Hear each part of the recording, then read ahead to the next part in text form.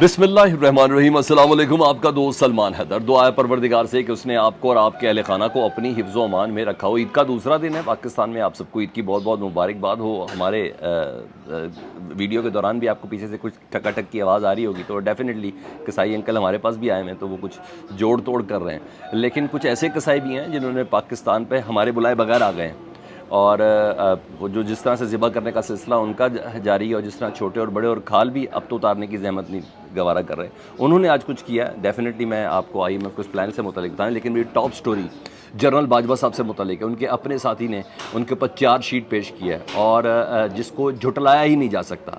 उस चार्जशीट को जब मैं आपके सामने रखूँगा तो आपको अंदाज़ा हो जाएगा कि इमरान खान साहब किस हद तक अपना मौक़िफ़ तगड़ा रखते थे, कि उनको वो जब करप्शन की तरफ जाते थे, जब टैक्स रेट की तरफ जाते थे, जब स्मगलिंग की तरफ जाते थे, तो इमरान खान साहब कहते थे कि मुझे काम नहीं करने दिया जाता, ये फैसले कोई और कर रहा है। बहुत बड़े इंकशाफात के साथ इस ब्लॉग के आखिर में उस तरफ जाएंगे, लेकिन हम दीगर चीज़ें, वो जो कसाई जिनको हमने बुलाया नहीं है, वो किस तरह आवाम के छोटे बड़े कर रहे हैं, ज़रा उससे मुतल्लिक मैंने आपको बताना है। बकौल हुकूमत मुबारक हो, सुबह से चल गया, मीडिया पर बाकायदा चीज़ें बता दी गई जी, आपने मुबारकबाद लेके चलनी है। हाँ, बड़ा पॉजिटिव लेके चलना है। 4 बजे प्रेस कॉन्फ्रेंस भी आनी है, आपने बड़ा मुस्बत लेके चलना है। आपने बताना है पाकिस्तान को कितना बड़ा रिलीफ मिल गया है, आपने अल्हम्दुलिल्लाह कहना है, और आपने ये सब कहना, ये सब कहा गया है।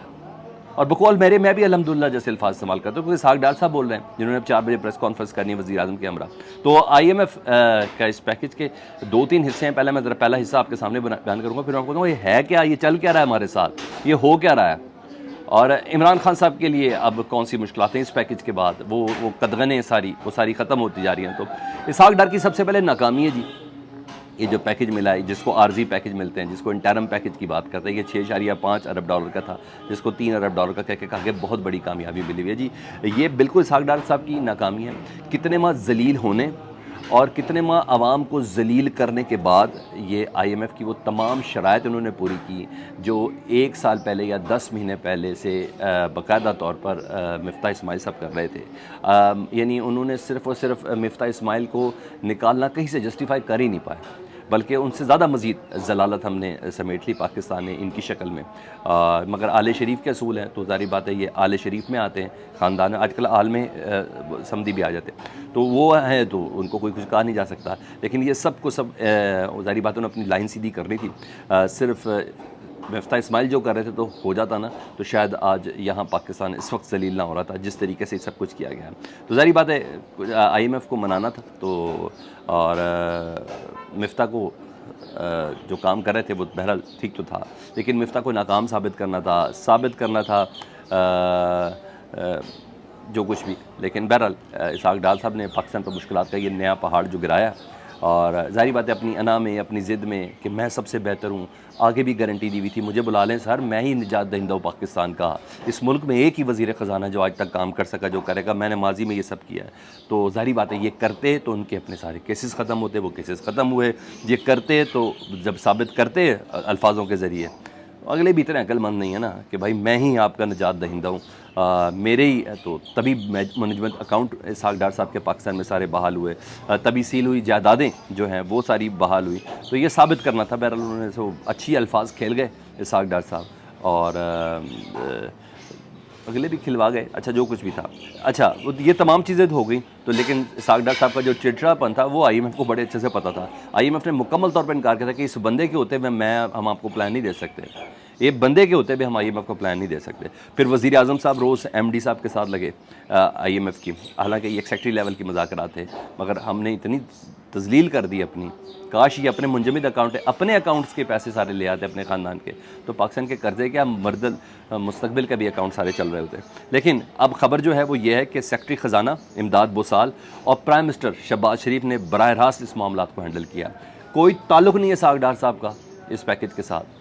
सेक्रेटरी ख़जाना इमदाद बोसाल और प्राइम मिनिस्टर पाकिस्तान शहबाज शरीफ ने बराह रास्त ये मामला को हैंडल किया है, और इसहाक डार साहब को जानबूझ के पीछे रखा गया था कि आपकी शक्ल देखना गवारा नहीं करता जिस तरीके से आप बदतमीज़ी करते हैं। तो और IMF जो कह रहा था सेक्रेटरी ख़जाना और प्राइम मिनिस्टर मानते जा रहे थे, जिस तरीके से उन्होंने शराइत रखी थी, और ये सारी काविशें सेक्रेटरी फाइनेंस और प्राइम मिनिस्टर की है जी, और ऐसा ही हुआ। और अब इस डील पे इसहाक डार साहब का खैर किसी किस्म का कोई किरदार तो नहीं है। हाँ, कर्ज़ लेने पर उन्होंने अल्हम्दुलिल्लाह ज़रूर किया, यार तोहफ़ा यार, हम कर्ज़ लेने पर अल्हम्दुलिल्लाह करते हैं। अब जो अवाम के साथ होना है जो मज़ीद मुश्किलात आनी है, जो टैक्सेस अभी मैंने आगे आना है आपको बताना है, तो उन सब पे क्या हम अल्लाह का शुक्र अदा करेंगे? ये इनकी वजह से हो रहा है, अल्लाह की वजह से हो रहा है? तो बहरहाल बेड़ा गर्क किया रे भाई आप लोगों ने, और आप ये इस तरह साबित करने की जो कोशिश कर रहे हैं। दूसरी तरफ IMF एलामिया के अंदर बड़ी चीज़ें जी, वो एलामिया कम है, IMF के मुतालबात थे जो पूरे किए गए हैं। उन्होंने कहा पाकिस्तान ने हाल ही में इकदाम किए हैं जी, कई इकदाम किए हैं। हालिया बजट में आमदन बढ़ाने, मदनी टैक्स और मुआशी इस्तेहकाम के इकदाम किए हैं। प्राइमरी सरप्लस 4.4 बढ़ा दिया गया, 4 बढ़ा दिया गया है, और नए टैक्स नेट में लाने का फैसला किया गया है। BISP के ज़रिए समाजी तहफ़्फ़ुज़ के इकदाम किए गए हैं। नए बजट पर अमल दरामद बढ़ाएगा पाकिस्तान। मैंने फिर बोला ये एलामिया नहीं, ये बाकायदा तौर पर शराइत थी, और टैक्स की मद में IMF ने कहा जो आपने 2 नंबर बजट पेश किया था ना 8 तारीख को, वो 2 नंबर नहीं चलेगा, ये वाला चलेगा जो हम कह रहे हैं। तो ये हमने उसी तरह माना। मैंने बोला कि बाकायदा सेक्रेटरी ख़जाना और वज़ीर आज़म ने जिस तरह IMF डिक्टेट कर रहा था उस तरह उन्होंने yes sir yes sir yes sir कहते हैं। ये स्टैंड बाय मुआहदा था, और इसका मतलब ही आर्जी मुआहदा है, यानी और पहले वाला मुआहदा हमने मुकम्मल भी नहीं किया था, तो आज उसकी आखिरी तारीख थी। तो धुआंधार टैक्स लगने जा रहा है जी, जिस पे हमने अल्हम्दुलिल्लाह करना है। और मिनी बजट आने जा रहा है जो असल बजट है, जिस पे हमने अल्हम्दुलिल्लाह करना है। ये ऑर्डिनेंस के ज़रिए मिनी बजट आएगा या पार्लियामेंट के ज़रिए आएगा, ये तो खैर अभी इन्होंने तय कर लिया होगा। लेकिन बहरहाल 6.5 अरब डॉलर का था ये मुआहदा था, लेकिन इसको आर्जी किया गया। हाँ, अब इमरान खान साहब की मुश्किलात डेफिनेटली बढ़ेंगी, मेरा तज़िया ये है, क्योंकि इस प्रोग्राम का इंतज़ार था कि मुल्क में अनारकी मज़ीद ना फैले, ये ना हो वो ना हो, क्योंकि IMF इन तमाम चीज़ों को देख रहा था कि हम पैसे तो दे रहे हैं, वापस कैसे लेंगे। तो अब वो था, तो अब ये जुलाई के अंदर स्टाफ लेवल की मुज़ाकरात तकरीबन हो गए। जब ये ऐलान हो गया तो ये सब चीज़ें हो गई, वो मुज़ाकरात भी कामयाब हो जाएंगे। तो अब जो कदगने थी, अब वो कदगने नहीं है। जिस तरीके से इमरान खान साहब पर शायद कुछ जगहों पर हाथ हल्का रखा गया था, तो अब हाथ हल्का नहीं, अब हाथ बड़ा वज़नी होने जा रहा है, और जिसमें गिरफ्तारी, नाअहलियत और नज़रबंदी, ये सब कुछ हो सकती है। तो मेरा तज़िया इसमें ये है। दूसरा मैं ज़रा आ जाऊँ उस इंकशाफ की तरफ। शब्बर ज़ैदी नाम तो सुना होगा जी, चेयरमैन FBR थे, और उन्होंने जनरल बाजवा साहब के ख़िलाफ़ चार्जशीट पेश की है। और ज़ाहिर जब इन्हें चेयरमैन FBR लगाया गया था, उस वक्त भी कहा जाता था कि ये इस्टेब्लिशमेंट के बंदे हैं। हाँ जी, और यहाँ तक भी इन पर इल्ज़ाम था कि ये सारी इमरान खान साहब की बातें ISI को जाके ब्रीफ करते हैं, इस्टेब्लिशमेंट को भी जाकर ब्रीफिंग देते हैं। अब वही क्लेम कर रहे हैं और वही ये दावा कर रहे हैं कि बल्कि ये चार्जशीट है जनरल बाजवा साहब के ख़िलाफ़। वो कह रहे हैं, और चार्जशीट है जनरल बाजवा साहब के खिलाफ, इमरान खान के मौक़िफ़ की तायद भी यही है। जो इमरान खान साहब कहते थे कि ये मेरे राह में रुकावट थे, ये लोग थे रुकावट थे, ये थे।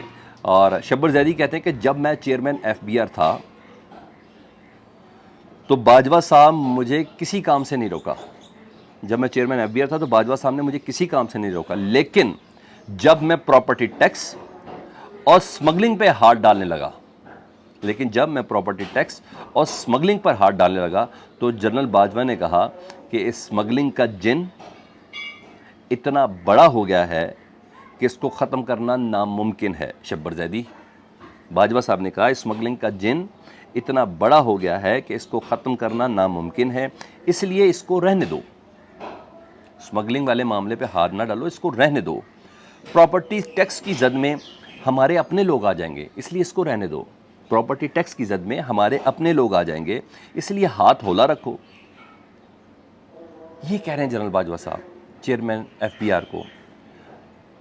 और ये छोटी बात नहीं, ये चार्जशीट है। होगा नहीं होगा मुझे नहीं पता, बाजवा साहब का लोग कुछ भी नहीं होगा, ज़ाहिर बात है, जब आर्मी चीफ के साथ बैठे होंगे तो कोई किस तरह हाथ डालेगा, लेकिन पूरा उनके ख़िलाफ़ ये चार्जशीट है।